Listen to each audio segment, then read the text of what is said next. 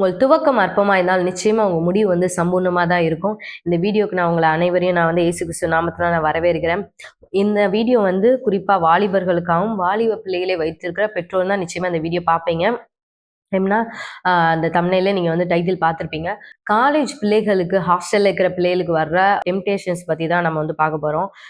அநேக பிள்ளைங்க கேட்பாங்க, அக்கா இந்த மாதிரி காலேஜ் போகும்போது எங்களுக்கு நிறைய டெம்டேஷன்ஸ் வருது. அதாவது டெம்டேஷன்ஸ்னால் என்னென்னா ஒரு சில காரியங்கள் அவங்களுக்கு செய்ய விருப்பமே இல்லாட்டினாலும் அந்த விருப்பத்தை தூண்டுற சில காரியங்கள்லாம் இருக்குது. இதை நாங்கள் எப்படி ஓவர் கம் பண்ணுறது, உங்களுடைய எக்ஸ்பீரியன்ஸ் ஏதாவது இருந்தால் சொல்லுங்கள், இல்லை இதை பற்றி எங்களுக்கு டீச் பண்ணுங்க அப்படின்னு சொல்லுவாங்க. நம்ம அதை பற்றி தான் வந்து பார்க்க போகிறோம். இதை வந்து நீங்கள் ஒரு வேளை வாலிப பிள்ளைகளோட பெற்றோர் நீங்கள் கூட பார்க்கலாம். உங்கள் பிள்ளைகள்கிட்ட நீங்கள் டைரெக்டாக சொல்லும்போது கூட சில பிள்ளைகள் வந்து கேட்க மாட்டாங்க. அந்த மாதிரி நேரம் இந்த மாதிரி வீடியோ நீங்கள் ஃபார்வர்ட் பண்ணால் கூட அவங்க வந்து பார்த்துக்குவாங்க. இப்போ வந்து பார்க்கலாம், ஒரு வசனம் படிக்கலாம். பிரசங்கி 12:1 இருக்கு. நீ உன் வாலிப பிரயாத்திலே உன் சிருஷ்டிகரை நினை.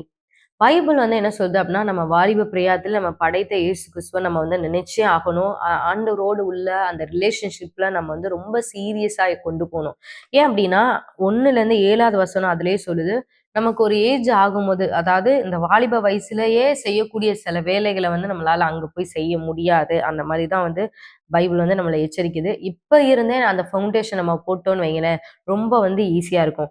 ஆனா இந்த 7 வசனத்துக்கூட எக்ஸ்பிளனேஷனா நான் இன்னொரு வீடியோல நான் சொல்றேன் கண்டிப்பா. இன்னைக்கு நம்ம அதை பத்தி பார்க்க போறது இல்ல. வந்து காமனா வர டெம்டேஷன்ஸ் தான் வந்து பார்க்க போறோம். முதல்ல பார்த்தீங்க அப்படின்னா, வாலிப பிள்ளைகள் எனக்கு தெரிஞ்ச வரைக்கும், நான் பார்த்த வரைக்கும், நான் அநேகருடைய ஸ்டோரிஸ் கேட்டது வரைக்கும் நான் சொல்றேன். வாலிப பிள்ளைங்க நீங்கள் காலேஜுன்னு போயிட்டாலே எல்லாருமே ஃபஸ்ட்டு கேட்கக்கூடிய வார்த்தை, எல்லாருக்கும் வர வேண்டிய டெம்டேஷன். அது வரைக்கும் ரொம்ப வந்து இன்னசென்ட்டாக ரொம்ப அமைதியாக இருக்கிற பிள்ளைங்க, இந்த பிள்ளைலாம் பேசுமா அப்படின்னு நினைக்கிற பிள்ளைங்கள் கூட காலேஜ் போனதுமே நிறைய மாறிடுவாங்க.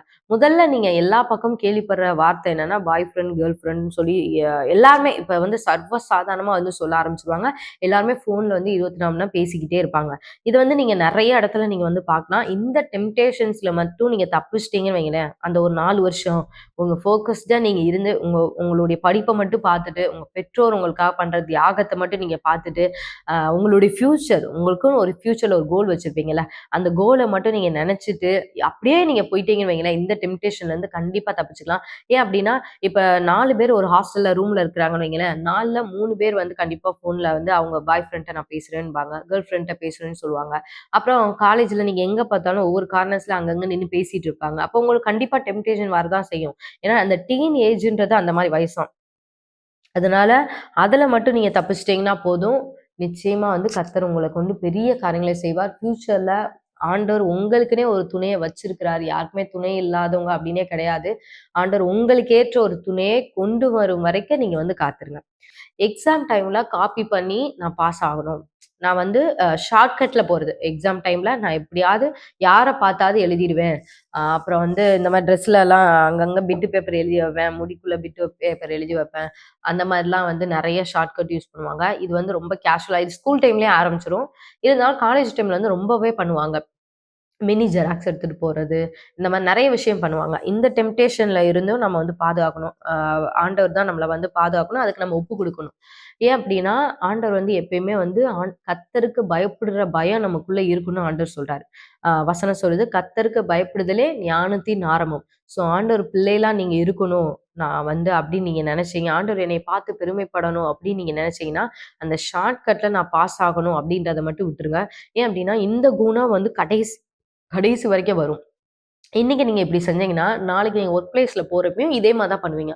ஷார்ட்கட்ல நான் என்னுடைய ப்ரொமோஷன் வாங்கினோம், ஷார்ட்கட்ல நான் மணி சம்பாதிக்கணும், யாரை ஏமாத்தினாலும் பரவாயில்ல, யார் வாழ்க்கை கெடுத்தினாலும் பரவாயில்ல, நான் நல்லா இருக்கணும் அப்படின்ற ஒரு மைண்ட் செட் வந்து உங்களை அறியாமலே உருவாக ஆரம்பிச்சிடும். அதனால அந்த இதையும் வந்து விட்டுருங்க. பிரேயர் செல் வந்து நீங்க கண்டிப்பா அட்டன் பண்ணணும். நீங்க நினைக்கலாம், நான் வந்து ஒரு கிறிஸ்தவ இன்ஸ்டிடியூட்லயே நீங்க வந்து நான் படிக்கல, நான் எப்படி பிரேயர் செல்ல அட்டன் பண்றது, எனக்கு ரொம்ப இங்க வந்து ரெஸ்ட்ரிக்ட் பண்ணுவாங்க அப்படின்னு. நானுமே ஒரு கிறிஸ்தவ இதுலலாம் படிக்கல. நானும் என் தங்கச்சியும் சரி கிறிஸ்தவ யூனிட்லாம் நாங்க படிக்கல. அவ கூட ஸ்கூல்ல வந்து படிச்சுதான், ஸ்கூல் ஹாஸ்டல்ல படிக்கிறப்ப கிறிஸ்டின் இதுல படிச்சா. ஆனா காலேஜ்ல வந்து நாங்க 2 ஒரே காலேஜ் தான் படிச்சோம். ஆனா வேற வேற வருஷம் 3 வருஷம் கேப். அப்ப என்னன்னா, எங்களுடைய சீனியர்ஸ் வந்து பிரேயர் ஏதோ ஒரு செட்டு துவங்கி வச்சிருந்தது. அப்படியே காலங்காலமா வந்துட்டு இருந்துச்சு. அந்த பிரேயர் செல்ல நாங்க போய் ஜாயின் பண்ணி இது பண்ணோம். அது சீனியர்ஸ் என்ன பண்ணுவாங்கன்னா, கொஞ்ச நாள் வந்து அவங்களுக்கு கீழ வச்சு எங்கள ட்ரெயின் பண்ணுவாங்க. அப்புறம் வந்து எங்கள பிரிச்சு விட்டுருவாங்க. நீங்க தான் இனிமே பார்த்துக்கணும் அப்படின்னு. அதுக்கடுத்து நாங்க எங்க ஜூனியர்ஸ கூப்பிட்டு ட்ரெயின் பண்ணணும். அந்த மாரி இருக்கும். இப்ப இன்னைக்கு நீங்க நினைக்கலாம், உங்க என்னுடைய காலேஜ்ல அப்படி எந்த பிரேயர் செல்லுமே இல்ல அப்படின்னு நீங்க நினைச்சீங்கன்னா, நீங்களே ஒண்ணு உருவாக்குங்க. அப்புறம் உங்க செட்ல பாருங்க. யார் யாரெல்லாம் கிறிஸ்டியன்ஸா தெரியிறாங்களோ, ஃபர்ஸ்ட் அவங்கள அப்ரோச் பண்ணுங்க. நம்ம இந்த மாரி ஒரு 1 மணி நேரம் சாயந்தரம் ஒதுக்கி பிரேயர் பண்ணுவோமா? அப்படின்னு சொல்லி கேளுங்க. ஆண்டவர் யாராரு ஒரு உள்ளத்துல பேசுவார். நிச்சயமா பேசுவார். அப்புறம் நீங்க 2 பேரும் சேர்ந்து ஏதாவது உங்க ரூம்லயே நீங்க ஸ்டார்ட் பண்ணுங்க. ஸ்டார்ட் பண்ணும்போது ஆண்டவர் அப்படியே டெவலப் ஆயி கொண்டு போவார். இது வந்து ரொம்ப வந்து எப்படி சொல்றது? ஆம் இத இத ரொம்ப வந்து நம்ம பேரண்ட்ஸ் அந்த அளவுக்கு சொல்லி அனுப்புவாங்களான்னு தெரியல.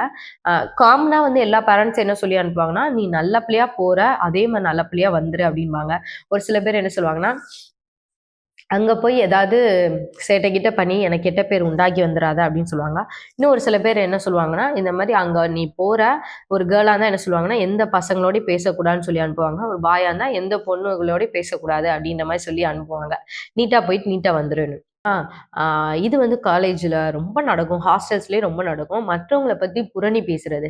இந்த ஈவினிங் டைம் வந்தோனே, மத்த ஸ்டூடண்ட்ஸ பத்தி, மத்த டீச்சர்ஸ் பத்தி புரணி பேசுறது. இந்த புரணி பேசுற பழக்கம் மட்டும் நம்மட்ட வந்துருச்சுன்னு வைங்களேன், இது ரொம்ப ஒரு அடிக்ஷன் மாரி ஆயிரும். கடைசியில என்ன பண்ணுவாங்க அப்டின்னா, நம்ம எஞ்சு போனதுக்கப்புறம் நம்மள பத்தியே பேச ஆரம்பிச்சுருவாங்க.